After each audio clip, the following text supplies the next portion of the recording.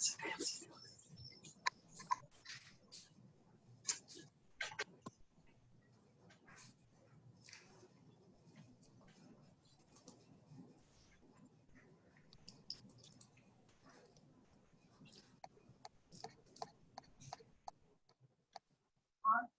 product with information on how much the company spent on advertising per unit and the cost to ship each.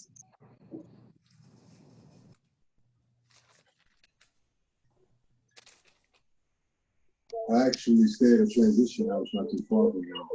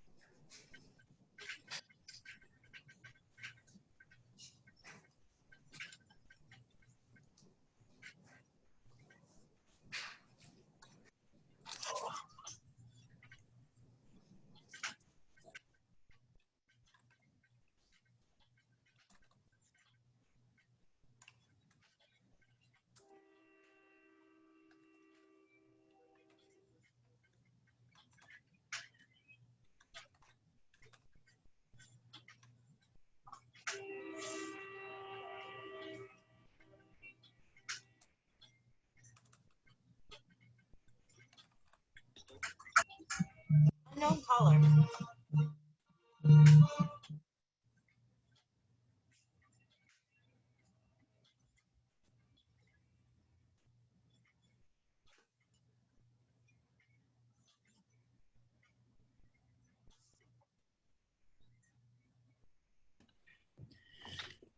Hey, everybody.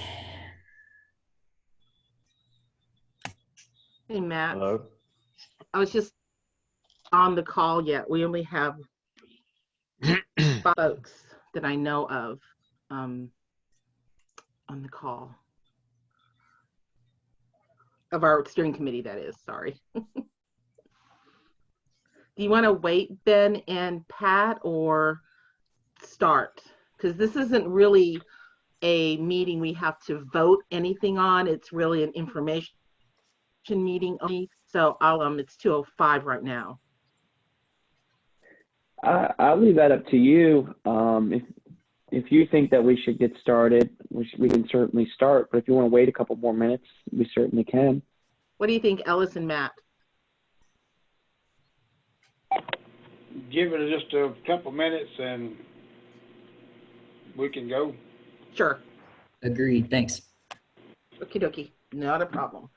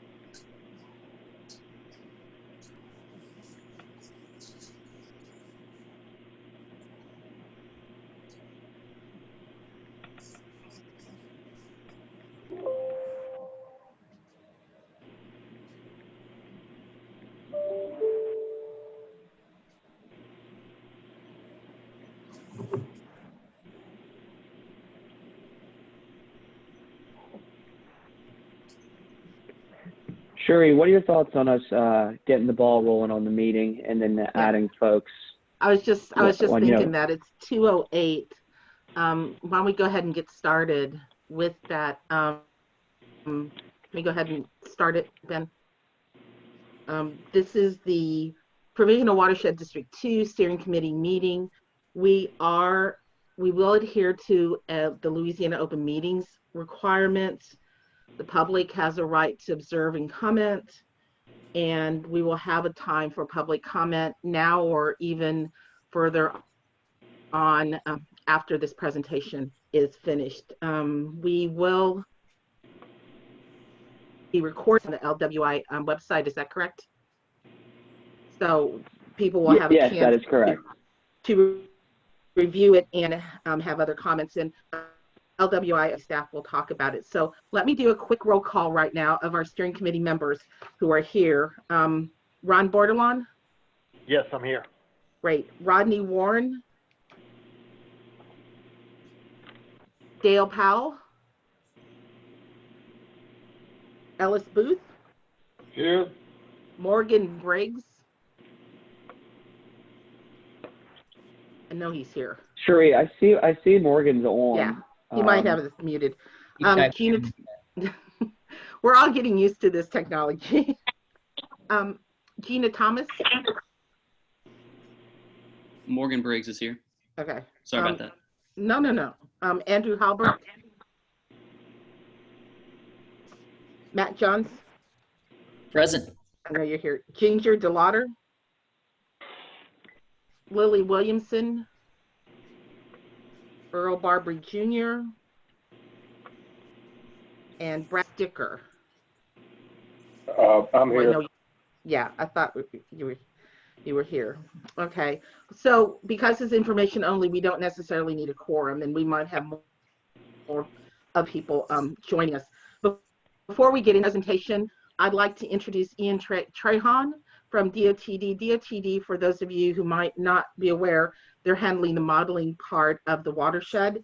And Ian's going to introduce Heath from Friesen Nichols, and they're one of the two modeling teams that will be being our model. Now, you guys, in my email I sent you yesterday, remember, DOTD has 7 regions. So we're kind of included in region C. It's not going to be a big deal, we don't think, but we'll let Ian talk about the modeling efforts, what they're going to do, and what they need from us. So I'll turn it over to you guys. Thank you, Sherry. For those of you who don't know me, my name is Ian Trahan, and I work for LA DOTD. I serve as DOTD's program manager tasked with the oversight of the Louisiana Watershed Initiative statewide modeling program, and that's specific to our 7 modeling contracts. I have the pleasure of serving as DOTD's representative on the Louisiana Watershed Initiative working group, as well as serving on multiple TAGs, technical advisory groups, and also a member of the technical design and quality team. Up until this point, contact with the regional steering committees has been limited from a DOT standpoint. Moving forward, we believe that the continual coordination between DOTD and you guys and the hydraulic and hydrologic modeling consultants is paramount with regard to data exchange, programmatic details, concerns the committees are hearing from the public, sharing contacts of the multiple municipalities within your region or the agencies, and relaying any flood-related issues. We believe that this continual collaboration between DOTD and you guys and the consultants will be key to successfully capturing, understanding, and modeling the flood-related issues in your region. As you can see, what I have on the screen is our 7 modeling regions. And I want to show that because this next exhibit shows that your region actually has the provisional watershed region 2 actually has 2 different modeling consultants involved. You have a very small portion of wood environment and infrastructure solutions involved in your region, but they have a very small amount. And Mr. Evan Watkins from Wood was not able to attend today, but he'll be reaching out to you just to let you know who he is. Just so everyone knows, DOTD went through an extensive procurement process for the selecting the best engineering teams for each of the 7 contract regions that we have. Qualities such as expert H&H modeling experience, technical expertise, knowledge of the region, surveying experience, which includes topographic and bathymetric surveying, and the ability to promote stakeholder engagement and gain the public's trust were key to DOT's selection of the best for all these regions. As many of you may already be aware, Friesen Nichols was selected as the prime consultant for Region 2 contract area. Friesen Nichols is an example of the engineering firm possessing the qualities I just mentioned. As I mentioned previously, Wood Environment is also involved in this process. We've executed contracts, IDIQ contracts, with all the 7 consultants. IDIQ contracts are simply retainer contracts for which multiple task orders could be issued under one contract. So we don't have to go back and re-advertise to issue additional task orders under each contract. We have a task order 1, which will be coming up shortly, which is basically data gathering exercise. And this is where the collaboration between the steering committee and our modeling consultant will be key to figuring out what contacts you may have and so on and so forth. So without further ado, I'll let Jim Keith, representing Friesen Nichols, introduce his team, and we'll be available to answer any questions after Mr. Keith's presentation. And on behalf of DOTD, we'd like to thank you for the opportunity to introduce ourselves and be a part of today's meeting. All right, Jim, I'm gonna stop sharing. You can have it. There you go. All right, thank you, Ian. Can you guys see my screen now, okay? Yes, sir. All right, so my name is Jim Keith. I'm with Friesen Nichols. Happy to join you guys today and appreciate the time to make a brief introduction. Friesen Nichols, for those of you who don't know, we're about a 126-year-old firm, full service engineering firm. We were founded in Texas and have since expanded kind of primarily across the southeastern United States. And so now we've got offices in Baton Rouge as well as New Orleans. Our firm was founded in water and water resources, so that's really the main part of our business, although we do a lot of other things now. Just a quick tidbit about me. I'll go ahead and admit I am from Texas, but I married into Louisiana as quick as I could. Actually got married south of Jonesville, about 100 yards from the Black River, and my in-laws are all in Concordia Parish. So this is a part of Louisiana I'm familiar with and care about. So in addition to that, we've got some great local teaming partners on our team. We've got Nixon Engineering Solutions, Kurt Nixon. I believe he's on the call today. He's out of Bossier Parish. Does both engineering and surveying.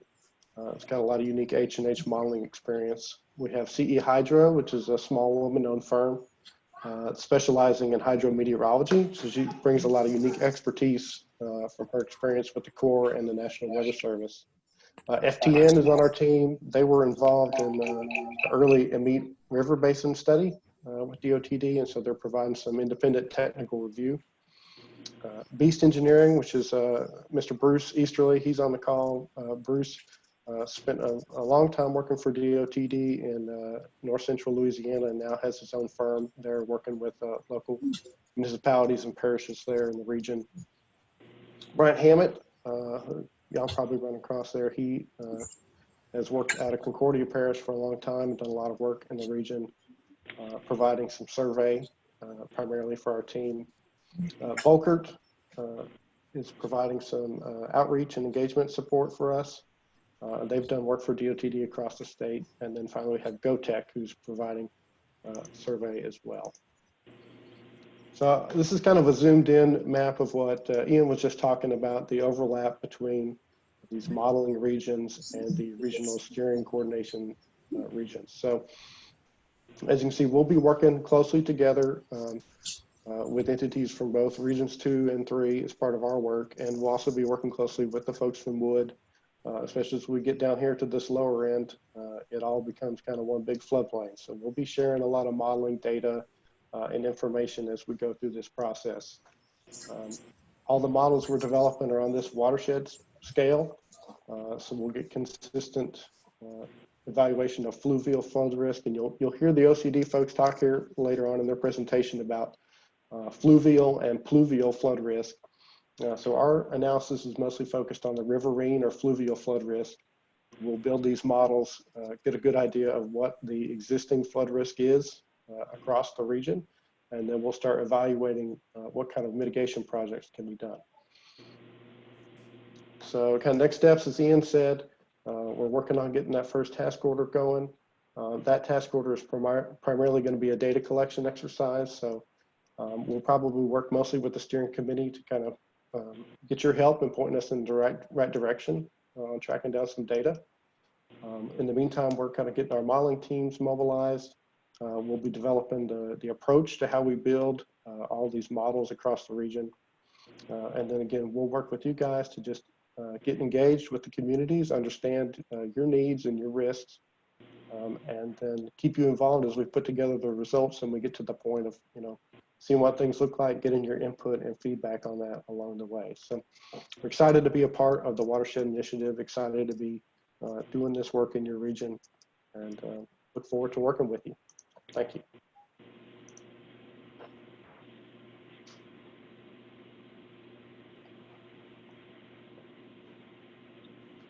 Why don't we just go ahead, unless we have any questions for our folks, go ahead with the presentations from Pat and the folks from OCD. Does that work? Yeah, I'm sorry. Did you say questions for the modelers first? Yeah, if there's anybody that has questions, or they can wait till the end, but we'll go ahead and let you guys start. Does that work, Pat? Oh, sure. Okay. I'm sorry, I had to turn off my camera. We don't have the best internet where I'm at, so I'm still here. No worries. Well, first I want to thank y'all for giving us the opportunity to talk with you this afternoon about flood risk. We know that there is a lot going on with COVID-19. All the things around that are keeping everybody very busy and keeping us meeting virtually like this. Nonetheless, we didn't feel like our work regarding reducing flood risk could wait. And so I appreciate everybody's dedication of your time to this opportunity for us to talk through and get on the same page relative to the flood risk in Region 2. I want to make sure that we are talking about our objective for the day first. And it is essentially for all of us to develop a common understanding of the flood risks and vulnerabilities and what Region 2's priorities are for addressing those. We are starting to have some tools. You just heard from Ian and Friesen Nichols folks regarding the modeling, but we've got a lot of other tools that we're continuing to work on, and we want to make sure that we get those tools available to you so they can help you in your decision-making process and thought processes in reducing flood risk in Region 2. So another piece of this, though, in addition to developing just these technical tools, like the models that you'll have, the H&H models, updated rainfall gauges and data and all those things. In addition to that, we've got to remember that what we're really trying to protect are people whenever we do all this work. And so we've got to keep people in the equation. We will talk about a new data set called social vulnerability later in this conversation that helps us, and more importantly, helps you have a little better understanding of where folks live and what some of their vulnerabilities might be. I also want to make sure that we talk about the natural processes that are involved in hydrology and flood risk, and flood risk reduction so that we can all understand and appreciate where we might go with new ideas in that arena. One thing that's clear is that continuing to do things the way we have always done them is not going to get us out of this flood risk situation that we're in. So we're all going to have to think outside the box. Our job is to provide you with some tools and information so that you can do that and express the priorities of the folks in your region. So let's get going. Again, whenever we get done today, we want to make sure that we all have come to a common understanding about the flood risks in Region 2, where the vulnerabilities lie. Please ask your questions, throw in your comments as we go. This is your story. It's your job, in fact. We're just here to help try to facilitate it. And so with that said, we want to make sure that you are contributing your knowledge to this process as we go through it. The other important thing about this is that this isn't just something that the Watershed Initiative agencies came up with. It is really coming from information that came from folks in Region 2. We have done a good bit of research talking with experts and local folks who understand the flooding that has occurred, so that we could, as much as possible, start this off from a basis of local knowledge. So as we go through this, we're going to do a few things you can see on your screen there. Focus on repetitive issues when making decisions. Build baseline statewide capacity and support. And I think everybody is familiar with the capacity building grants that we have out there. It's also important that even though every region is unique, that we have some consistency across regions in terms of our vocabulary, in terms of our approaches and thought processes, so that we can make sure we get full advantage of every good idea that comes up. We will develop proactive plans, and this is side by side with you guys, and then clarify the impacts of being in a hydrologically connected area.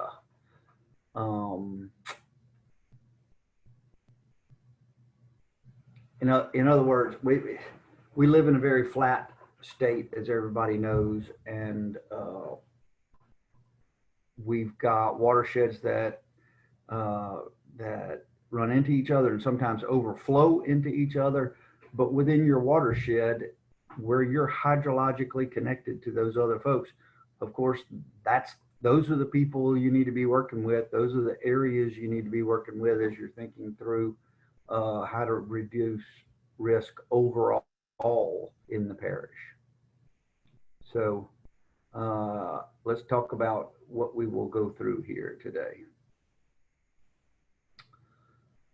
We've got a couple of breaks built in. The very first part is a flood risk assessment for Region 2, and that is essentially for us to describe here what we think we know as the types of flood risks and areas of flood risk in Region 2, and then for you to help us make sure that those are right or need to be amended or what have you, so that we get accurate information in this process, so that ultimately we can all be working from the same common set of facts.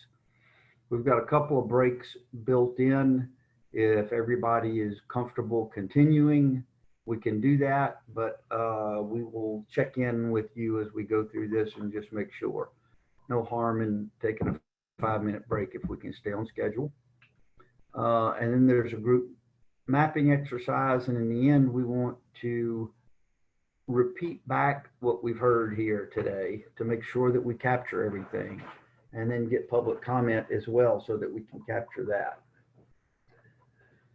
Okay, Evelyn. So the flood risk assessment. What we want to do today, this is not necessarily intended to make sure that we get the whole thing right and that we all completely agree about every single potential risk and vulnerability today, but rather that we start developing a common vocabulary on how to talk about it. Consider the various different risk factors and types of flood risk in Region 2. And then also, before we quit, think about, going back to what I said earlier, how do we work with nature to reduce flood risk? Because again, we can't continue to do what we've always done and expect that we will get any better results than we have in the past. And it's becoming clearer and clearer that unless we work with natural systems and functions, we are not going to be able to achieve what we need to. So, and is, yeah, I think next, thank you, ma'am. So Region 2, you can see the parishes listed there. Some parishes are wholly within Region 2, but many straddle 2 or more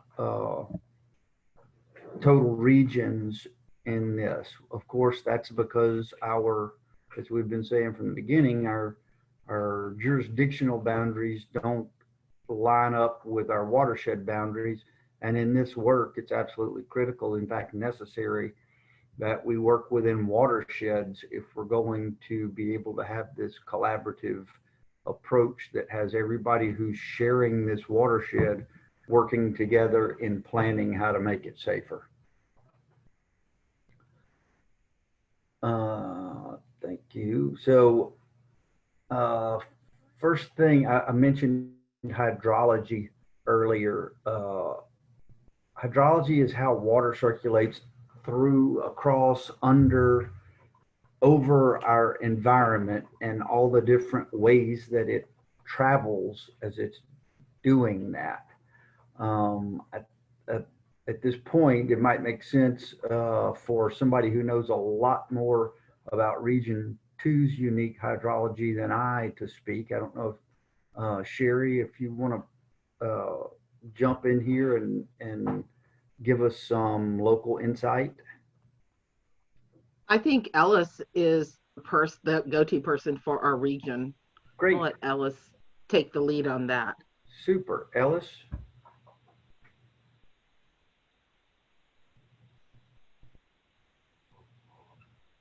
So I'm a little concerned. I'm seeing Ellis as in the meeting, but I'm not seeing his audio connected. I will message Ellis to see if we can get any technical difficulties that he's running into right now squared away. Okay. Thanks, Ben.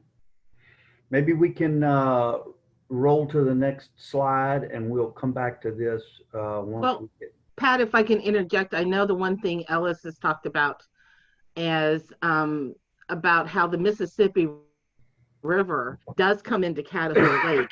We have some of that in the east-west movement of the water is a little challenging, I think, for the region, and the impact of the Mississippi River that is surprisingly, and hopefully Ellis, you'll get your sound back on, but that and some of the topography, which you guys are included in the map, makes it a little different. I think we have more river floods and backwater flooding than anything. And if somebody wants to correct me, I'm okay with this.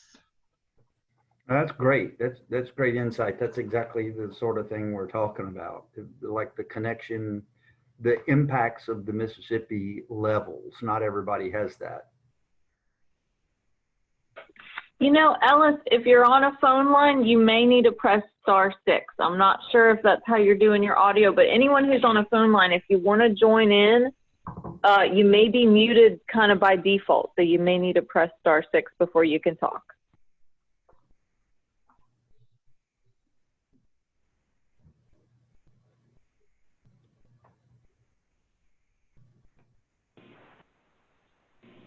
Hello, Yes, sir. can you hear me now? We can. Let me do some Xing out here. Okay, as you noticed, all the drainage systems comes to is headed in the southeastern direction of this mapping system, and it converts most of it converts into the Caddo Lake drainage system, which in turn drains into the Black and the Red River system. And that is the collection points for regions 2 and 3 and parts of probably of 1.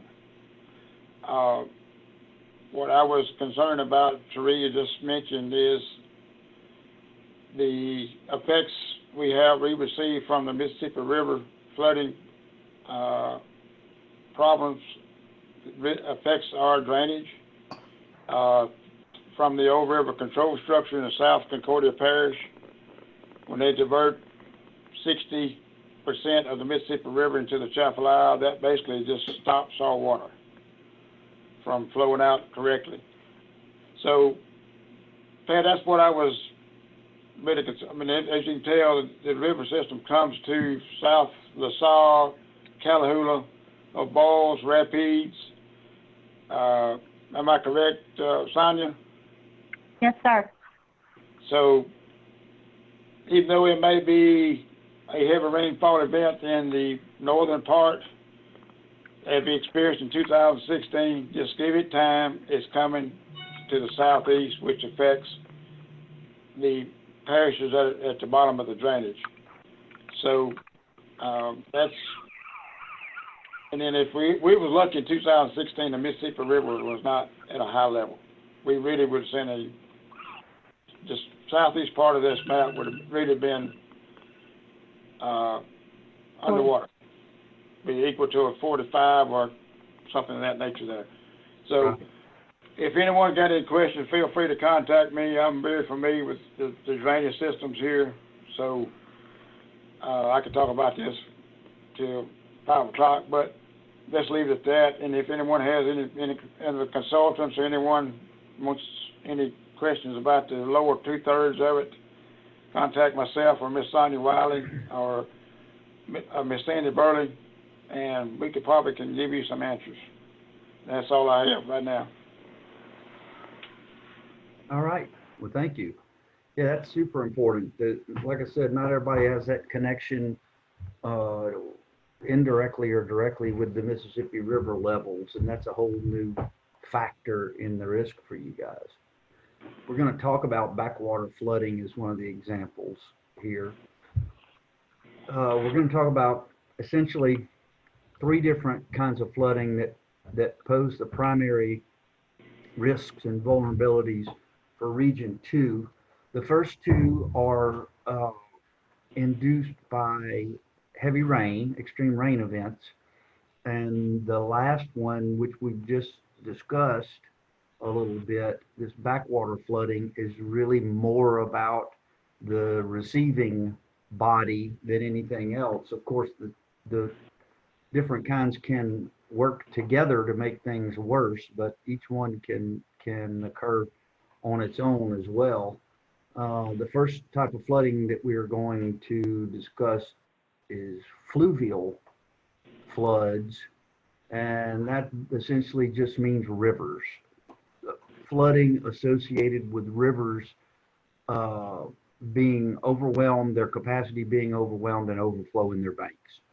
So, the other that's closely related is called pluvial flooding, but we think of that more as flash floods that have overwhelmed a very local drainage system as opposed to fluvial floods, which are from rain in the overall watershed. And then, of course, backwater floods that we've talked about a little bit. So we'll get into a little more detail on each one of those now, unless, did you want to talk about this graphic some, Evelyn? Only if anyone wants to jump in, you know. I just want to reiterate what Pat said. Throughout this presentation, you're going to see that we're kind of interacting with a map here. And we're going to make sure that everybody has the link, and we can post that in the chat to make sure that you can also go into this tool and navigate. But if at any point we're looking at a certain area and you want us to kind of move around, go focus on your area that you're most familiar with, and maybe talk about an experience that you had with flooding, just feel free to jump in and tell us that, right? Because I think that that makes it, you know, a little bit better for everybody. It kind of improves the quality of the detail that we can get into when people jump in with their own experiences. So just go for it. Great, Thank you. Yeah, I should have done a better job initially of saying this is the tool we're talking about. It's an interactive geographic tool that lets you overlay different data sets on it and look at specific areas to help you get a better understanding and share that better understanding with everybody else relative to what's going on anywhere in your region. So we'll move on and get a little more detail on each of those flood types. Pat, Yes. if you could go back to that screen that you were on, you were actually focused in the DeVille area. I would just mention that I think one of the issues that we've seen in that particular area with the open bayou, Saline Lake, is the water just, you know, once it rises there, it sits there, and it may sit there for weeks at a time. So we're just not getting the water out. Is that tied to the Atchafalaya River level? That I am not sure. You know, I'm more of a regulatory side, so not hydrology. That would be tied to the Red River level. Okay. Okay, Pat, on this, where you got your blue at, you got to the northeast through there, the Calhoun Lake area, that should be solid blue. That is only representing about half of the actual flooded area that was happening in 2016. Ellis, I think, okay, that's in region 2. It's in region 2, yes. You see the So what, where the area is now, from the hills of LaSalle Parish all the way to the hills of Harrisonburg, on down, like I say, that only really represents about a fraction of where there was really water at in 2016. This is Jim. The challenge with this region is so little of it has been mapped by FEMA. And so that's one of the benefits that y'all are going to see out of this study, is that we'll really be able to map this flood risk in the whole region and capture these areas that haven't been mapped before. If you would take 60-foot elevations down, it would be blue. That's what the water level got up to the 59.5, 60-foot level in that areas that need to be blue. So just for your area, you want to map. The point there that Jim's making, I think, is that not that that's not a flood-prone area, but rather that it just hasn't been mapped. And our light blue area on the map is FEMA's 1% flood plain, but 1% flood risk, annual flood risk, but they just haven't mapped the part you're talking about. Otherwise, we understand what you're saying. It would all be light blue like down there at the bottom. Correct. Okay. I think those areas probably just have the old effective maps and not the digital maps. The reason that's exactly you're seeing, right.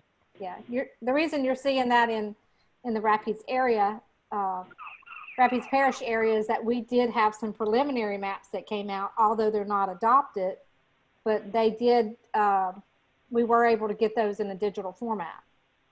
Got it.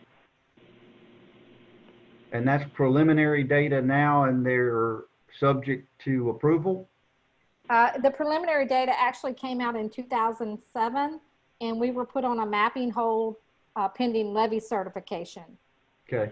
So we will actually I don't think that those 2007 maps will ever be approved to be adopted because they're so old now. Gotcha. That's basically Well, the same yeah, I want to case. go back to I'm on mute.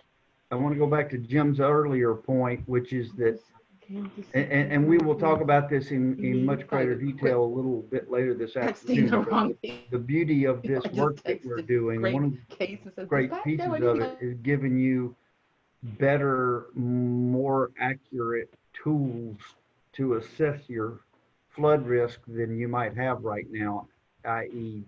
FEMA flood maps. Okay. So extreme rainfall, this is a map of the rainfall in March 2016 in region 2. Don't let the color coding confuse you. The gray at the top left is actually heavier rainfall. That's 10 inches or more, up to 10 inches, sorry. And then the different color gradients going down are less and less, but still a lot of rain. But you can see that the most rain fell in the top part of your watershed, your region up there. So that means it's going to affect everybody, especially to the point that y'all have been talking about if the drainage is backed up due to high levels at the bottom.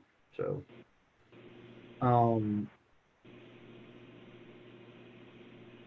so next slide, please, Evelyn. Thank you, ma'am.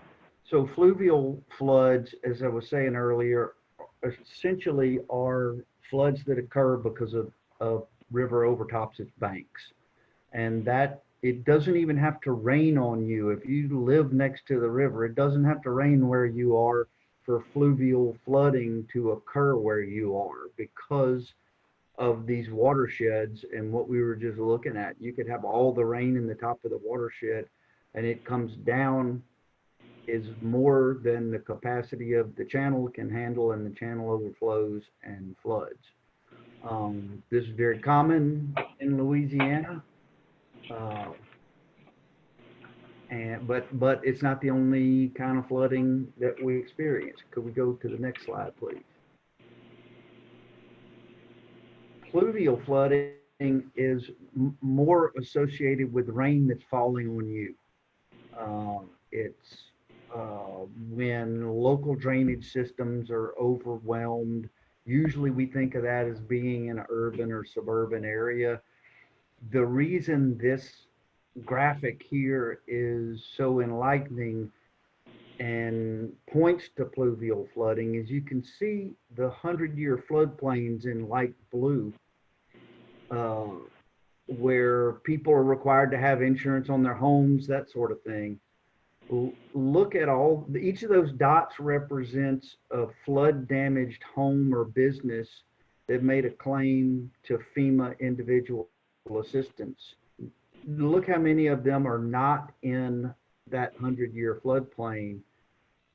It becomes evident that first, you don't have to be in a floodplain to flood.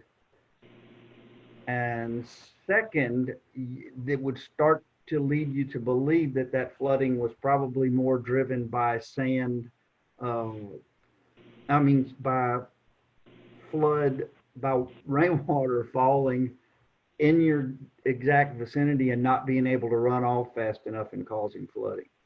We just had a chat note from Miss Sandy Burley. Go right ahead. You have a question?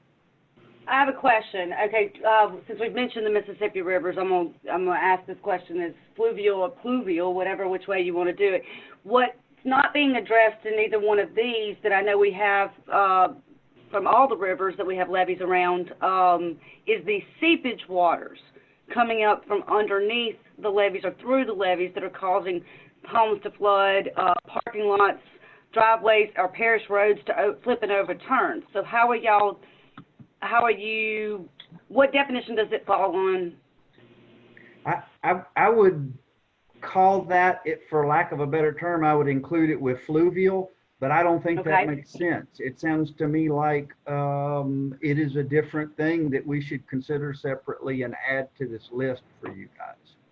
Because because anywhere you have levees that are staying above flood stage, you're going to have those seepage waters, especially if you have consecutive flood years where the levees do not have time to dry out, and it's just like a wet sponge continuing to get saturated, and it's causing more and more waters to come in, which is causing a huge problem, I know, for us, because we're surrounded completely by levees, with the undermining of our roads and some of our homes. Because the base and the foundation in which they're built on is now being kind of like a lava from a volcano. It's shifting and moving. It's gumbo. No, I think it's a great point, and we will add it to this list. It's really associated with the river, but not any overtopping or levee failures, but just seepage under the levee. Pat, I will make sure that we include that in the tool for Region 2. Thanks, Ben. Ben, can you also make a note about that for Region 3 as well, since Ellis and I are both, at least I know Ellis and I are both in that Region 2 as well, and I know it wasn't brought up on the Region 3 meeting. I can absolutely do that. Thank you. Okay, and so we're going to move on to the third. Wait, first, I'm sorry. I'm missing an opportunity here. Are there other places in the region that anybody would like us to zoom in on here so that you could see some more specific impacts in a particular area that you're familiar with? Pat, this is Ellis. I got a question for you. Of these, just say that's Winfield area here, how many of those homes have flood insurance or is required to have flood insurance? Does anybody know? The ones that are required to have flood insurance are the ones that are inside the blue area, the light blue area, because that's the floodplain, and so the 100-year floodplain. So the bank would make them get it for their mortgage. Financing. So all those other dots are outside the floodplain. In a little bit, they're obviously not outside the floodplain, but they are outside of FEMA's 100-year 1% floodplain. Clearly, they still flooded. I understand that, but is there any possible way, say, take each parish and find out the number of NFIP flood insurance policies are in effect in each parish, and how many of those was affected? I think the answer to that is yes. There are a couple of different things we can do. We can look at this individual assistance data set from FEMA for 2016, and they would have asked each applicant if they had flood insurance, and we can run the numbers for each parish based on that IA database. That won't necessarily tell us everybody who had flood insurance. That might be another data set we need to look at, and we can check that out. Well, that's just and I'm familiar with that area there, and true, majority of that is downtown Winfield, or in the metropolitan area of Winfield, where the yellow and red yellow and orange dots are. Mm-hmm. And I'm sure they probably not required to have flood insurance. No, that's correct. They're outside of that blue area, so they were not required. That doesn't mean they can't have it, but they were not required to have it. Okay, that's Pat, my remark on the situation. Pat, can you clarify if these IA claims are only from the March 2016 flood event, or if this also includes the August? I do not know the answer to that. They might be either or both. Some I think this is both, Melissa, if I'm remembering correctly when we first compiled this. I want to say it was both. We can verify that, though. Okay, thank you. That would make sense. Can you move over to Rapides Parish just to take a look at that? While you're doing that, I have a quick question. When people go to look at this presentation after this day, can they move the map around to look at different areas Absolutely. in our region? Will they? Okay. I just wanted to clarify that. I That's the thought whole so. point, for you to be able to use it while you're sitting in the comfort of your own home. Okay. I think.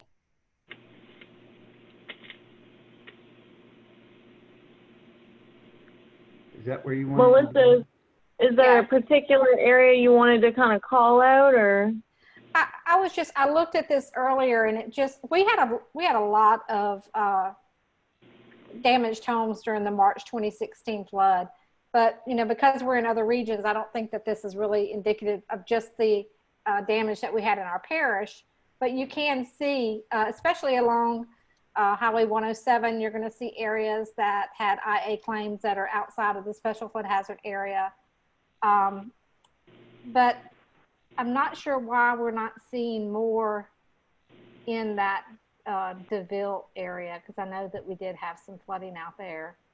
The ones that you're seeing at the bottom around at the Red River, that's I believe that is Big Lake area, Palmer Chapel Road, Big Lake area. And you know, Melissa, this is not showing us all the NFIP claims, right? Like on people's individual policies that they would have made. So you're right in that, you know, every data set only shows a piece of the puzzle, you know? Right. So it may be that the rep loss data set that Pat's going to introduce in just a few may speak to some of what you're getting at. Okay. Yeah, because if somebody made an IA claim, they might not have made an IA claim if they had insurance, because they know it's going to be a duplication of benefits, and their insurance just pays to fix their house, and those won't be on here. But they're on they may be on a map we're going to show in just a minute. Hey, the other thing I want to talk about just briefly while we're on here is whenever you do go use this map on your own computer and you're zooming in, you're going to find that there is a certain level of zoomed in at which those dots will disappear. And that's just about a privacy issue for people and their data and their location. So you have to stay zoomed far enough out so that it's not distinguishable where the exact property is. So it's nothing wrong with your computer if you zoom in and the dots all disappear. Okay, let's go to the next slide, please, ma'am.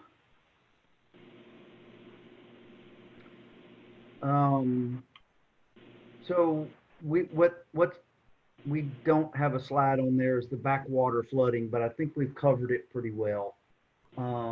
Pat, we can just quickly go back to the map that has the backwater map. Oh, great. Evelyn, can you? Great.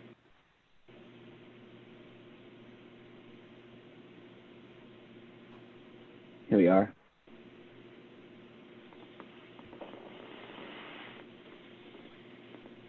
Yeah, I think, are there any questions about that, though? I think everybody knows that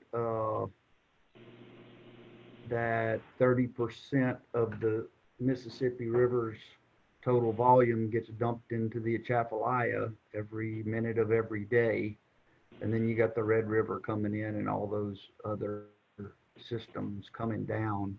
And that will vary the levee of the Red River dramatically, which can absolutely result in backing up. I think in our earlier discussions, we've also heard that when Catahoula Lake is full, you get that same sort of backwater flooding above there. Was that accurate? Did I remember that correctly? In a sense, Pat, yes, because the outlets of the Caddo Lake is very narrowed, and it's not as Mother Nature had it back before man intervened, and it affects the outflow of that area tremendously into some concentrated areas that just takes time for water to work through instead of going through naturally. Gotcha. You can speak specifically. The diversion canal on the Catahoula Lake along Highway 28 East is a major issue in that it does not, it holds water in and doesn't allow, I mean, once the Black River and Larto area starts backing up, Catahoula floods, then you've got the Spring Bayou, the Big Island, the Ville area, and it just, and that with the Red River flooding occurring at the same time creates major flooding in that Palmer Chapel, that area. Okay. Now, Well, maybe to add we can to get add insult to injury, in 2016, the Red River flooding caused major flooding in the Roe Gully area, of which when Roe Gully can't drain, it's a true definition of backwater. It rises, you know, all the way up into the Grant Parish area. Okay. That's great. I don't think we had that captured. Thank you.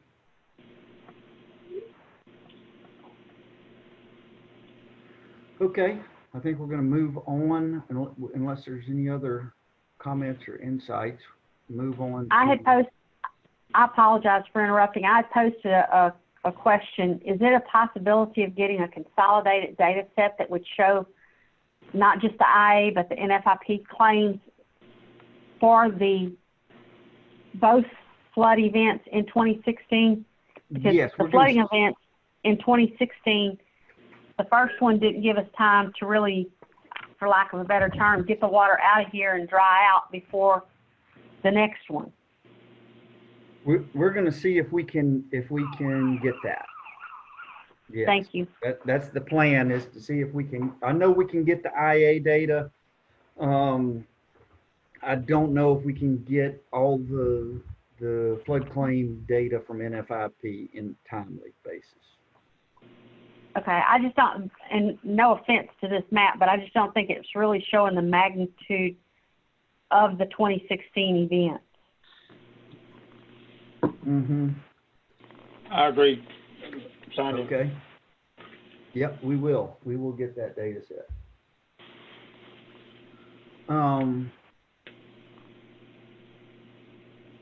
Okay, so one thing we were talking about earlier is some sort of gaps in the tools and information that you have available as you're thinking about flood risk and understanding flood risk. Essentially, what we've all had forever and ever has been FEMA's maps with special flood hazard areas. They're super important. They provide the basis for flood insurance rates for banks trying to decide if they need flood insurance to provide a mortgage. People have considered them over the years in their thoughts around land use and development. And so they've played an extremely important role. It's just that they are in many cases outdated. We've seen areas in Region 2 that don't have current digital ferns. And that's not a criticism of FEMA. They are our partners in this process. In fact, we work very closely with them all the time. It's just a recognition that it is not all of the flood risk knowledge or tool that we need to do as good a job as we can in protecting people. It's interesting to note that 40% of Region 2 is in a special flood hazard area. That's pretty substantial. Interestingly, it's not the highest percentage region in the state, but everybody in our state is, almost everybody is at least 40% special flood hazard area. So it makes it very clear very quickly that we got to pay close attention to where we're building and how we're doing that as we go on from here. All right, Evelyn. So there's essentially two different zones here. A zones are the zones with a 1% chance of flooding in any given year. That's a little deceiving though for folks. If you think about that, you go, oh, there's only 1% chance it's going to flood my house this year. But over the course of a 30-year mortgage, the likelihood that your house might flood goes up to a quarter, 26%. So it is substantial, not negligible, the risk that you face in a 100-year floodplain or outside. As we said earlier, half the houses and structures that were damaged in 2016 combined March and August floods were outside the 100-year floodplain. Then, as we talked about already, there are the D zones in Region 2 that are not mapped currently. And so one thing that you will get, and I welcome the modeling folks to jump in here, but the reason there's not a map there is because there's not been a detailed model run on the hydrology in the area, and that we will accomplish that through our modeling effort, our statewide modeling effort. That's correct, Pat. This is Ian. Thanks, Ian.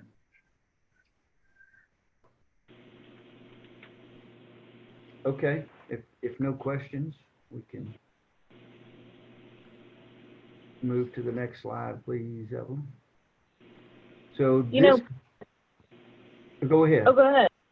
I was just going to say something I'm hearing from this group that I think is a really good point, is that we're so reliant on data, and that when we have, gaps in our data, we're really missing a piece that we need to make decisions. And so I think that's a really good piece of feedback that I'm getting from this group. Yeah. Not only for us to make decisions, but for homeowners, because you have so many people that are relying on these maps when they go to build a house, and they're looking to keep their mortgage and their note down as low as they can. And when you tell them we have some other data out here, although it may not be adopted, that shows you at a higher risk, they're just they want to sometimes ignore it. So I think a lot of public education is needed, not just for the homeowners, but realtors as well, and the lenders. Yep. Melissa, can I make a quick comment? Yes. This is Ian again. Yeah, this is paramount to why the Louisiana Watershed Initiative is such an important endeavor, because we have so many areas across the state that do not have maps, or when they do, they're incorrect. And at no fault of FEMA, I'm just saying the fact that we do have some multiple areas that are not mapped. But I just wanted to comment that this is really important, because what we're hearing, I'm glad Jim's on the phone, is that you have concerns that need to be stressed to Jim, and that's why we want to establish that communication between the RSC and Friesen Nichols, so you could relay these issues to him, so that when he creates these regional models, those flooding concerns and those flood areas or areas that the flooding occurs, he's aware of, so that he can make sure that his model captures all that. And any of those levee leaks that you mentioned or someone mentioned before, he needs to be made aware of that also. So I think it's really, I'm glad this presentation came right behind the introduction, because it showed the need for the collaboration between the RSC and the flood modeler themselves. I think you're really going to see, if you look at the state as a whole, that a lot of the northern and central areas of the state are still behind, with the older maps and even paper maps in some areas. For Rapides Parish, our maps date back to 1984. Like I said, we tried to jump when map modernization came out in the early 2000s. We tried to jump in and we signed a cooperative endeavor agreement to get new maps and get pushed ahead of some of those coastal areas. But then we ran into a levy certification issue that put us on hold. And I mean, literally, we've been on a mapping hold for over 10 years. So we really need we need to get new data out there so that people really understand the risk better. Yeah, and I think that gets the updating of it and the coming up with better data for folks gets even more important when we think about the fact that flood events are going to get worse, not better. They're going to get more frequent. They're going to get more intense. And so we have to have the best knowledge available, not just about current conditions, but to the best of our ability, expectations of future conditions. So it just gets more and more important as time goes on.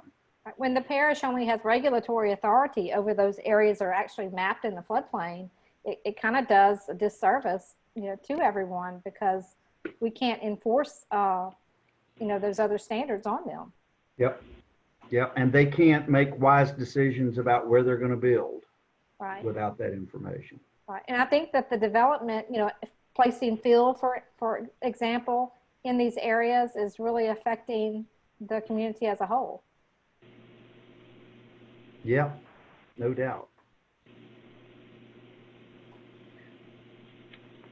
Okay.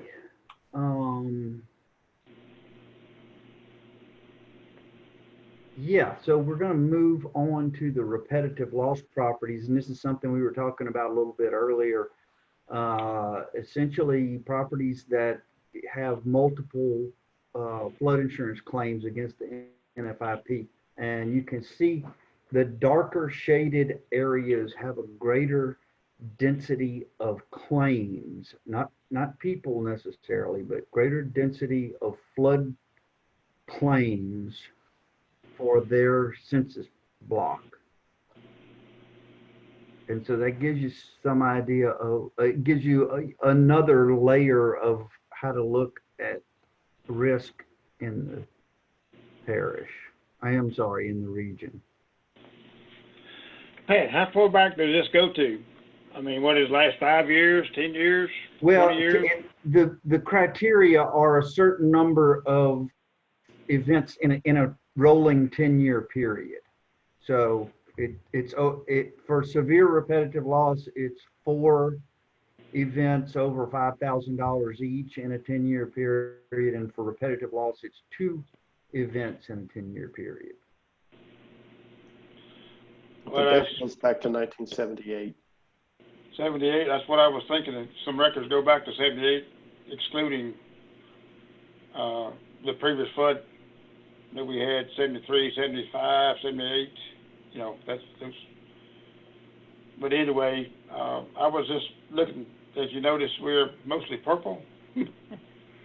That's why I was asking a while ago about the number of policies that's for each parish.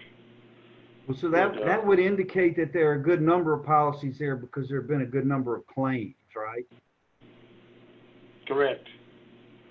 Due to actions of other agencies creating different river flows and various. If you're lucky enough to get behind a levee or not behind a levee, that's where it makes a difference.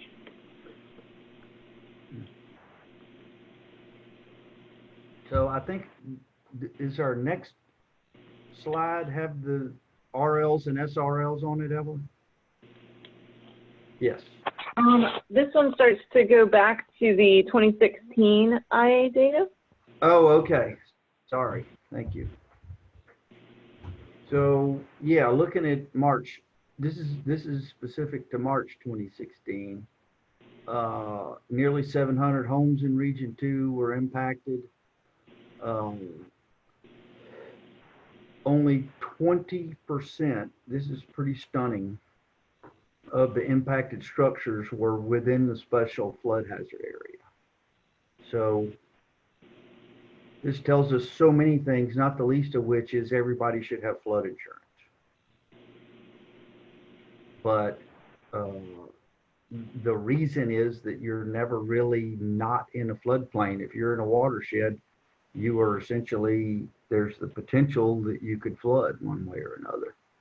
And this is a really extreme case where 80% of the impacted structures were not in the special flood hazard area.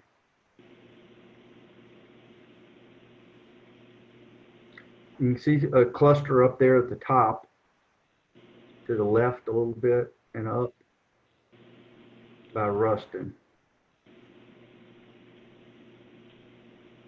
The dots also congregate, which makes sense, around more heavily populated areas just because there would be more houses there.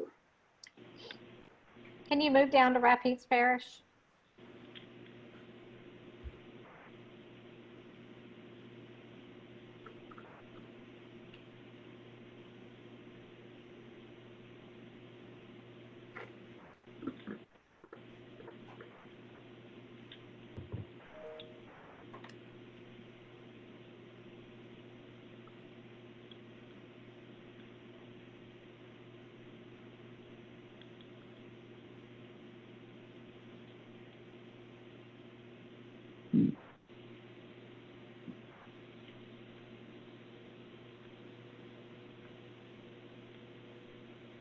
Is that where you wanted to zoom into?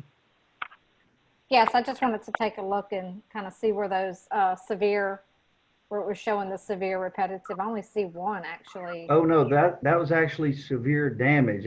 That was over 8 feet. Remember, Okay. we've Okay. switched back to FEMA IA data here. I got you. So this is not the actual repetitive loss data then. Correct. But I Okay. thought we had those on a map, Evelyn. That's what I thought. So that's not severe repetitive? No, those are severe, major, and minor damage in 2016.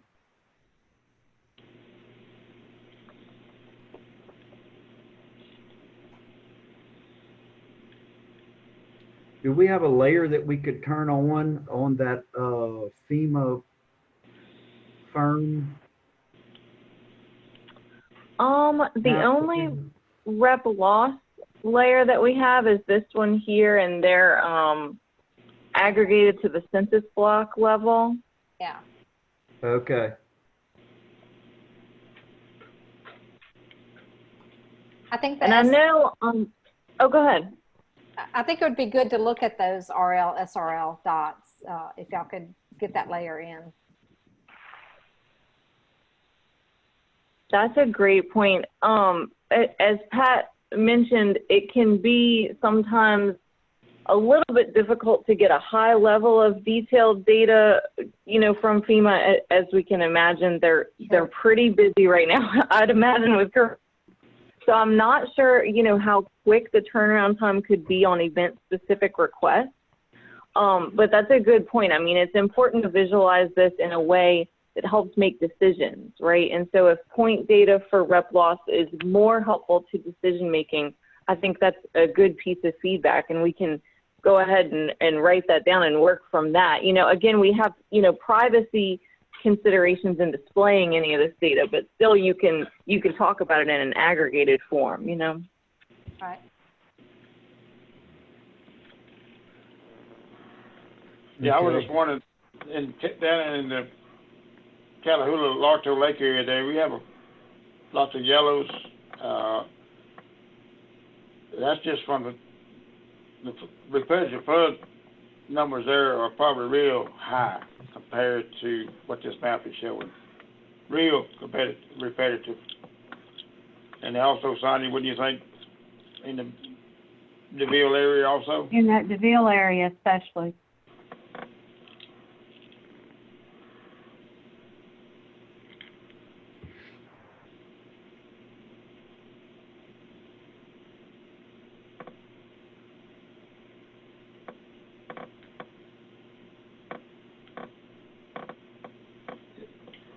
basically, the purple areas that are represented, wouldn't you say, Melissa, it's fairly accurate?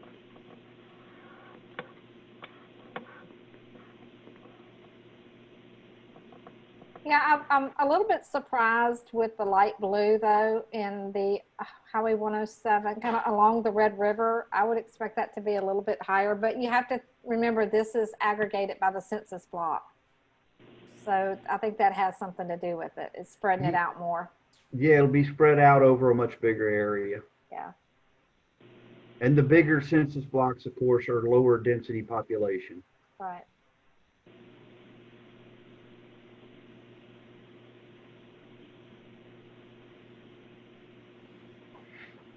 Okay, any other questions or comments?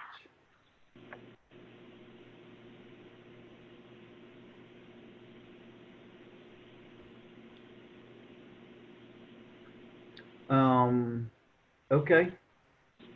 I think,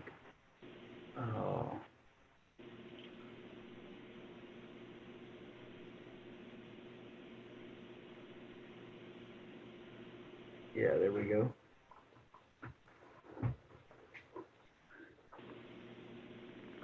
Special thank you to Ellis for assisting us with data for this slide.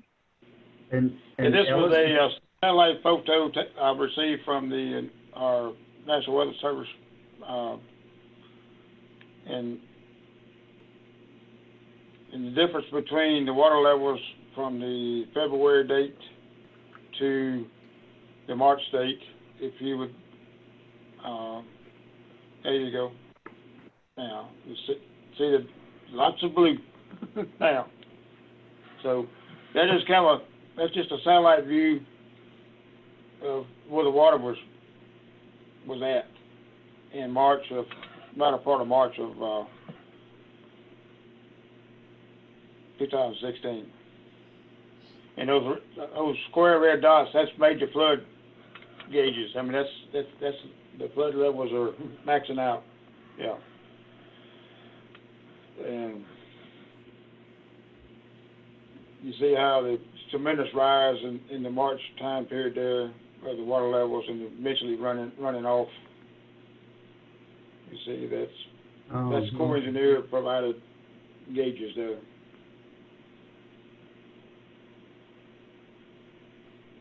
wow, that's super interesting.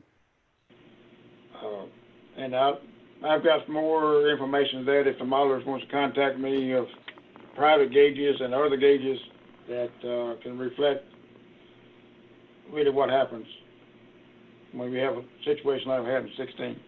How fast the water comes and how fast it rises. And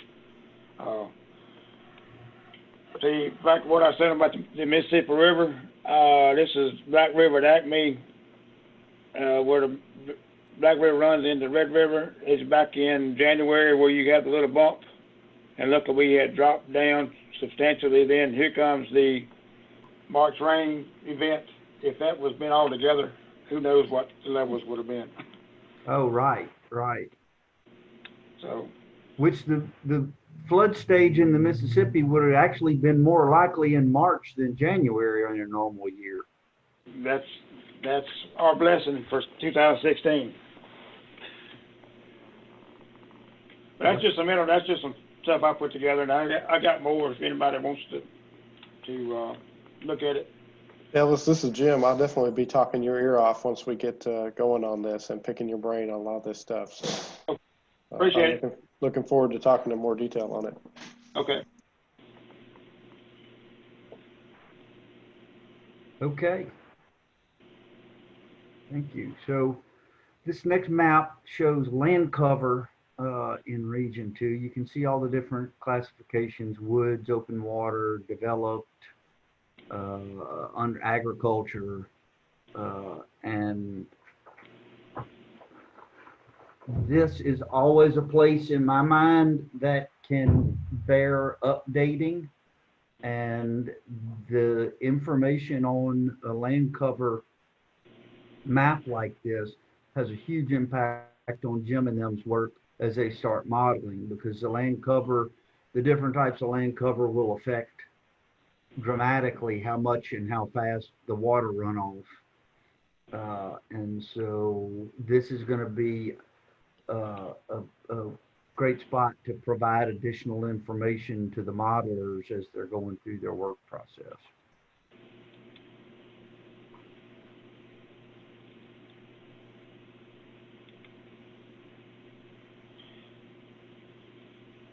The other important thing to see in here are the wetlands, because one of the things we mentioned very early on today was working with nature to try to reduce flood risks. And one of the things you can do is make sure that you're maximizing the flood storage capacity that your wetlands and forests and everything else have. And so recognizing where those assets are is the first step in trying to figure out how to use them to help you as you address your flood risk.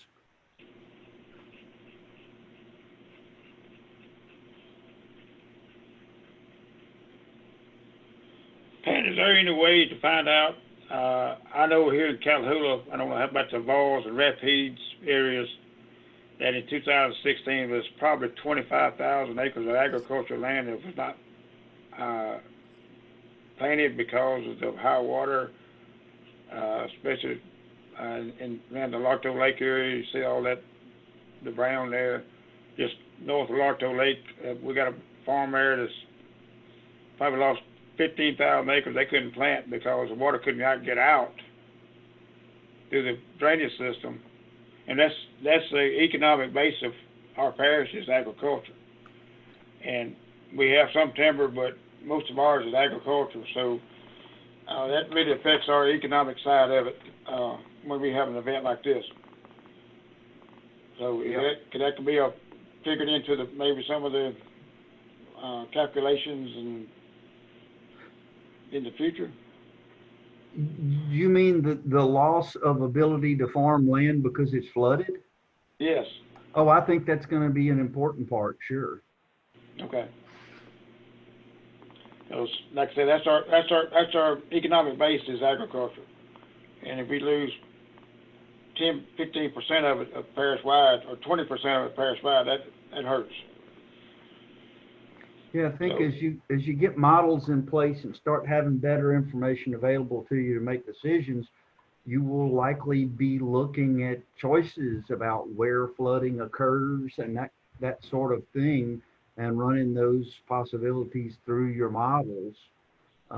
So it's just that's just to say that you will have a tool that'll help you better understand the impacts of that as you go forward.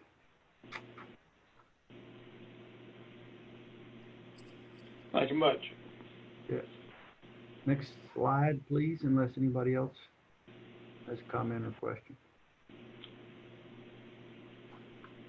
So this quite clearly is a topography, and it is one of the most dramatic changes in the state in a region from top to bottom,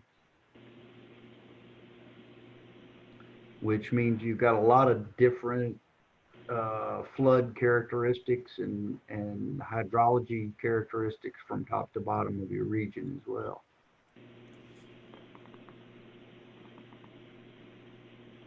Very good map. Very good. Yeah, it's very enlightening.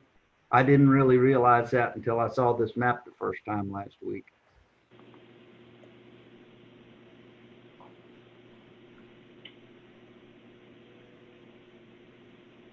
And so all those things, the topography, the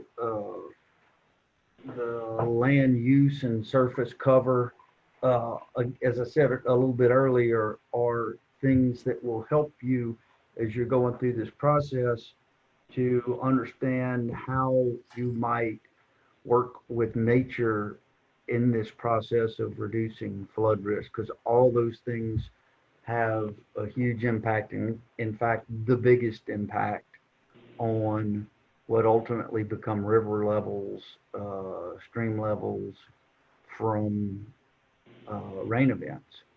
So that's just another couple of layers, another couple of sets of information and data that you'll have at your disposal as you're thinking through planning for the watershed. It cannot be overstated really how critical wetlands are to slowing water down and holding it. And whenever you do that, there are other advantages besides flood risk reduction as well, including enhanced health of the streams, the forests, the whole shebang, all of which are critical assets for all of us too. Being the sportsman's paradise, we have a lot of people who spend a lot of time outside, and the quality, the water quality in those streams, the value of the streams and woods, all are impacted by what we will do, and also all impact what we will be doing in this work. Sherry, is there anything, any particular assets? I mean, I don't, not as nearly as familiar with the region as you are. Just any things that we should think about in particular that make that point? Now, I think this map is a good starting point. Our topography is a little bit more extreme than our southern neighbors, and understanding that the Ozark foothills come all the way into the region, and that you have hills, which is fun. I mean, it's understanding how that all works, along with our ag and forestry industries too, that are really important. Yep. So this is I think a good starting point. Great. Harry, I would just add to that too, that in these hilly areas, especially in rural areas where we don't have base flood elevations established, makes it very difficult for the floodplain administrator to develop a base flood elevation in these hilly areas. It's a lot easier to do it in a flat area, but this is a different story. The other thing that I would add is that we are seeing more and more development where they are buying up either farmland or some of the forestry, as well as, you know, our wooded areas and the rural areas are turning into subdivisions. And we're seeing a lot more developments as well in the special flood hazard area. Yep. Yeah, and that's another thing that we'll all have to think through, and each region will have to think through as we go through this, is how much of that makes sense. I can tell you this morning, I just went to the demolition of a house that we bought from after the 2016 floods because it's in a floodway and probably never should have been built there, but it was only built 12 years ago. So I think we all have to think about whether we can afford, whether we will ever have the kind of money to be able to buy out people who just built their house 10 years ago, or whether it makes more sense for us to consider that floodplain development and how we go about doing that in a smarter way. Pat, one other thing that I've seen, it may not be the popular thing to speak about, but when you've got developers that are buying up pieces of farmland and they're developing subdivisions next to large acres of farmland, and you know, when they're cutting their crops and you have a flood, that crop debris is making its way into the roadside ditches and creating problems where it's backing up water into these subdivisions. Okay. Wow. Yeah, I had never thought about that. Just the dross from the cane or whatever clogging up the ditches. Right. Okay. But I also think, Melissa, to your point, this brings forth a much more critical issue that I know in the HUD NOFA it talks about, and we will have to address it not now, but further down the line, is land use or development codes. Right. We see subdivisions being built without appropriate drainage and being dumped on places where now you have farmland versus now it's pervious, and then people wonder, oh, my house is flooding. But we have to understand the topography and the land use to address those future issues. The most devastating impacts of things like that to me are those folks who have lived somewhere for 100 years and never flooded, and then the development occurs in a way that well, maybe wasn't responsible. And then all of a sudden, those folks who had been safe forever, now their house is repeatedly flooding. And so all those things are going to have to come into the conversation as you are thinking through your land use and building codes. Absolutely, and stuff that happens in Washita or further north, just like things that happen in Alexandria can impact down the stream in Lafayette or even into Baton Rouge or wherever. Things shift and change. Absolutely. So we always have to keep that in our minds as we go through all of this, I think. Yeah. Well, I have, as I almost always do, started to overshoot my time allotment. So I want to make sure that we cover this last data set that we have available for you here. And I referred to it earlier. It's the Social Vulnerability Index. And in essence, it tells us how vulnerable the population is in a census tract, or actually these are blocks. Yeah. That's right. Because that vulnerability is going to drive the resilience and the ability of that community to absorb the shocks of something like a flood, right? A community that is lower income, that has less English skills, less ability, less transportation available to them, any number of things that go into the SOVI, they're going to have a much harder time rebounding and thriving after a damaging event. And so as you guys and gals are planning your flood risk reduction efforts for Region 2, it's going to be critical that you understand where your vulnerable populations are so that you can take that into account as you are formulating those plans.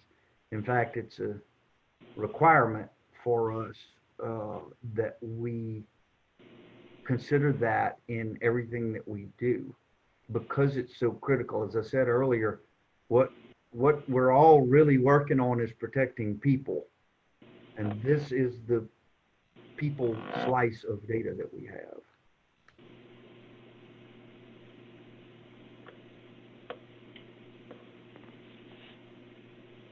And so this is zooming in to the area around Jenna, which looks to me like medium high vulnerability. The darker the color, the more vulnerable the population there is in aggregate. And this is an aggregation of census data.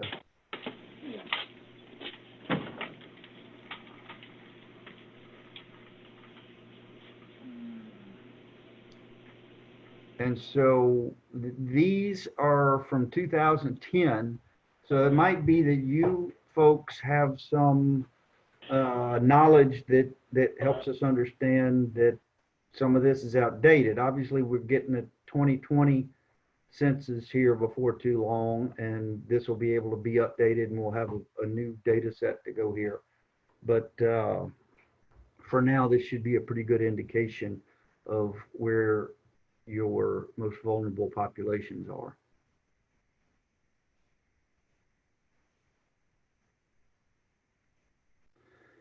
Okay, are any questions about the Social Vulnerability Index? All right, well, Evelyn, if we could advance to the next slide, please, ma'am. I think we're getting close to wrapping it up. We just want to make sure that we close out with sort of a recap of everything that we've heard from you guys. And if we don't get to do that today, we can handle that, Evelyn, through email. Or do you want to try to capture that today? You want to let everybody know what notes we've made? Sure. That sounds great. And everybody, feel free to join in if I'm not describing your notes accurately, or if you want to add to them. It looks like I got kicked off the Zoom temporarily, so I'm going to get back into that. But we've gone through our maps, so I just want to kind of go down the list here. What I'm seeing in our notes, it sounds like we have a couple unique issues that I'm glad this group brought up as we're on the call with some of the modeling team, because, you know, like we talked about, we had some seepage issues brought up from under the levees. That definitely sounds important for the modeling team to consider. Similarly, like complex flooding that comes from, you know, those sort of topographic differences, but also from the confluences of some of our conveyance systems. So definitely some data needs here that we hope that we can address over the next few years. I think we had some really good input on the importance of mitigation through, you know, use of natural functions, development practices, and through things like purchasing flood insurance. And we did talk about some of the challenges in administering the NFIP, especially in places with, you know, data needs, like what we're seeing on some of the flood maps in this area. So I think that's also very helpful. Melissa, thank you for bringing up some of the issues as well with getting new FEMA maps. I think that was an important point. We went through some of the rep loss points, and I'm hearing an appetite for more level of detail in that data, so that's very helpful. Like Ben said, we're going to work on that and follow up with the group. And then let's see, the last point I'm hearing is both Cherie and Melissa did point out the need to make sure that we focus on development practices that are kind of looking, you know, to the future and addressing the real levels of risk that we are experiencing. I mean, I think that's a great point that both of y'all made, and that we need to be really conscientious in, you know, not having development that may be immediately at risk, you know, once it's constructed. So feel free to jump in, anyone, if I'm missing your comment.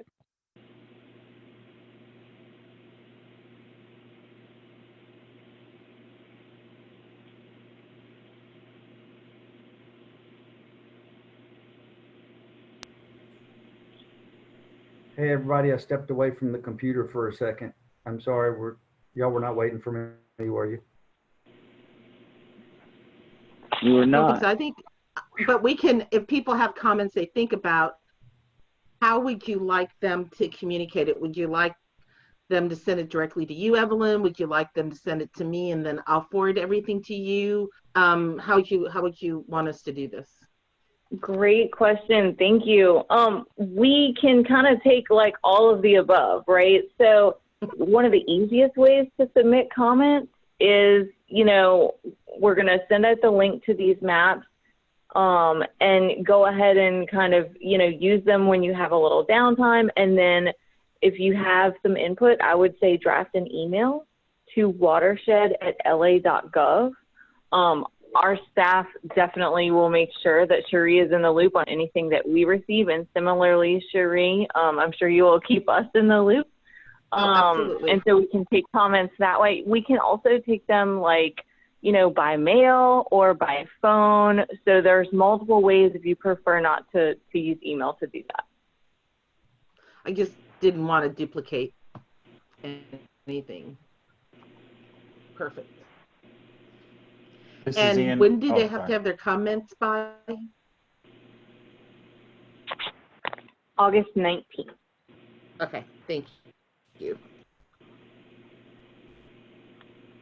And, you know, I think we already said this, but I just want to make sure, our website is also, the LWI website is going to have links to everything that we're talking about today, including the full video. So I know we just had a long meeting, but if you want to like kind of fast forward through that, if you kind of missed something or wanted to catch what we discussed, feel free to watch the whole thing again. Okay. I would also add to that, Evelyn, that we do have the video on the Facebook page, the Louisiana Watershed Initiative Facebook page. So if you find that Facebook's an easier interface for you to use, feel free to fast forward or rewind on that video as well. This is Ian. I just want to also provide a quick update. We'll be issuing task order 1, hopefully in August for the data, just the data collection. And we're looking to begin the modeling effort near December, January. December this year, January of next. So just that would be the first round of modeling. So just want to give you guys an update of where we're at with that. If you have any questions, I'll provide my email address down in the chat box for anyone, and feel free to contact me if you have any concerns or need any information.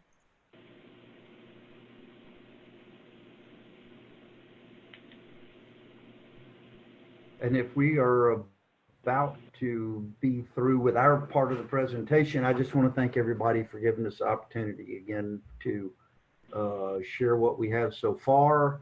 And also thank you in advance for your help in making this tool as valuable as it can be by ground checking it, making sure that we've got everything in there that should be, and making sure we've got a thing we can all work together with. Thank you.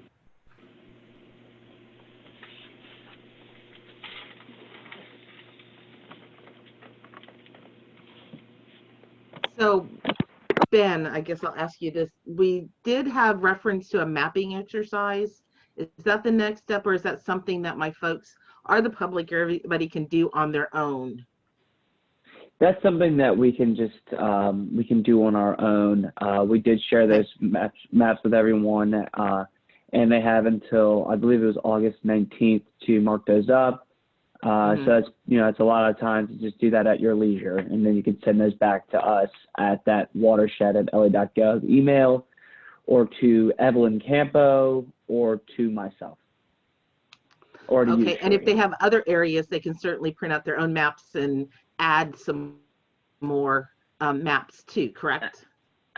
Absolutely. You know, my folks, they'll find more stuff. That's okay. No, we that's want to great. give you guys If, as much information. Yeah.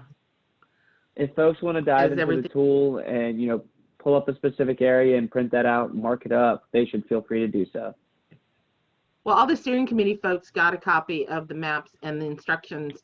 And if you are on the call and you're not a steering committee person, but you'd like to know, need more information, I will put my email address in the chat Zoom right now, if it will work for me. And I'll get you those maps as well. Let's see. Ben, could you explain a little bit about what kind of feedback you're trying to get from the steering committee and others on these maps? Feedback that we're looking for are, areas that you find to be of particular concern, things that, wouldn't necessarily that we wouldn't necessarily be aware of, that you find to be of particular importance, or areas of high risk that are, in your locality, whether it be in your parish or your, municipality or your local town. We just want to make sure that we have a full understanding of the flood risk throughout Region 2. And y'all, this is Alex. Can y'all hear me okay? Yes, we can. Okay, perfect. I just wanted to add, and one of y'all may have already mentioned this, but a big part of this presentation is really about setting up the next discussion, which is your governance gap analysis. And so it's really important that y'all identify for us things that you think are not being resolved, right? So like things that are issues maybe you keep bringing up and there's no mechanism to address it.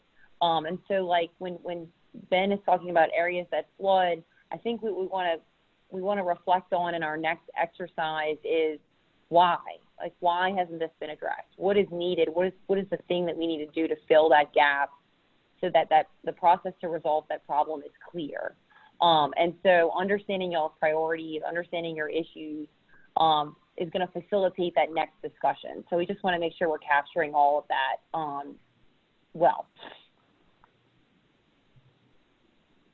And Alex, I have a quick question. Are we still on track for the deadlines that we were given, what, a month ago? I don't have that up. About the discussion on the governance is going to be later this year. Yeah, I think right now what we're trying to do, Sheree, it's a good question. We're trying to be responsive, right? We realize Sure. that this is like a big decision or big recommendation coming from the regions. And so as we move through this presentation and we get your feedback, I think we're working on scheduling the next presentation for like the end of August. It's likely going to push into the beginning of September. And we're going to be reasonable, right? So we don't want to pressure y'all into making a recommendation if you're not ready. But at the same time, I think there may be some of y'all in the room who are like, I'm ready to make a recommendation. Why is this taking so long? And so it's a delicate balance. So we're going to continue to talk to y'all, Tariq. We're trying to put together a plan of action now that's kind of like an alternative situation that we want y'all to consider, but we want to bring it to all the watershed coordinators first. I think in the next meeting, like we have the monthly coordination calls, just to get y'all's feedback before we kind of push it out there. So we've got something in the works to add some flexibility. Perfect. Thank you so much. And I'd also like to thank the OCD staff for adding the topo maps, the land use maps, the hearing what we're talking about in our region. We really appreciate that. Well, we really appreciate y'all. I mean, I know we've been in contact with y'all a lot and putting this together, so it takes a team effort, and we're going to have to continue to stay focused and detail-oriented throughout the next 2 months and see what we can accomplish, and then assess where we are and how to best move forward with recommendations so that nobody feels sort of left out or that their voice wasn't heard or that we maybe haven't considered something. So everybody just hang in there. You know, we'll get it done. Perfect. Thank you. Does anybody else have any questions? Steering committee folks, you guys can email me, call me. Let's talk. Next meeting will be in August, the 3rd Wednesday, and that'll be a formal steering committee meeting.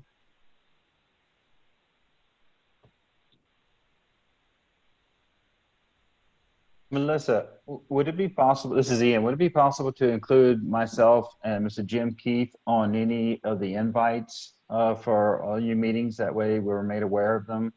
Right now, Yeah, I go look on the Sheree. Louisiana, huh? I do. Okay, it's Sheree. I Sheree? do the Okay, invites. okay. Yeah, All right, thank yeah, you so very much. Appreciate it, because I have to go look on the calendar. I'm your on the point of Louisiana contact. Watershed. Looped in. Say And again? then I want to say I want to say our next meeting will be August the 19th.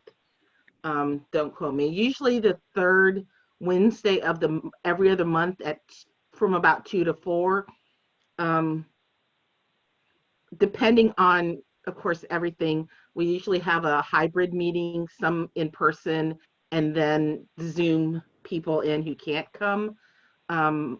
We'll have to, I think, wait and see what's going on with COVID, because we want to keep people safe So as it's well, of course, too. That's every 3rd Wednesday, every other month? Yes. Okay. Yes. But we'll make sure, and of course you can share the invite to whomever too. It's open. So the more the merrier, I think. Thank you. And for you guys who don't know, my cell phone number is Texas-based, so don't get startled. It's out of Dallas, so that's me calling you. That's all right.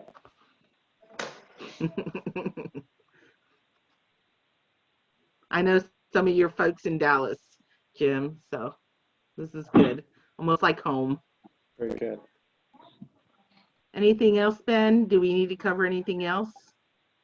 I think that's it for me. I do know that we do need to put a vote in to adjourn the meeting. I guess it's time for us to do that. Yes, I think so, unless somebody else has. Do they have public comment? I don't even know if there's any public comment. Anybody have a comment? And again, you could also send an email too. This is Matt. I'll make a motion to adjourn. I think it's critical that we do invite public comment and give an opportunity. Make sure there's nobody who wanted to. Sure.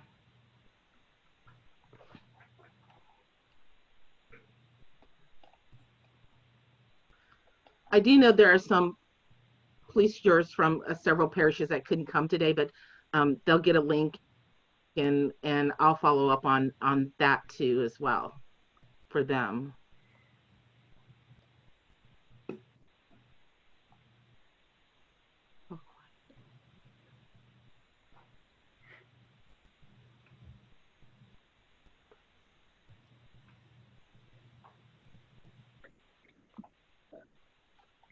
Sure, it doesn't appear that we have any public comments coming in.